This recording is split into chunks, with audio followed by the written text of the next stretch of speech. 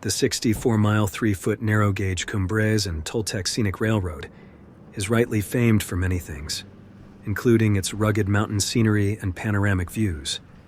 But the same can't be said here, just outside Antonito, Colorado, where County Road 13 crosses the tracks.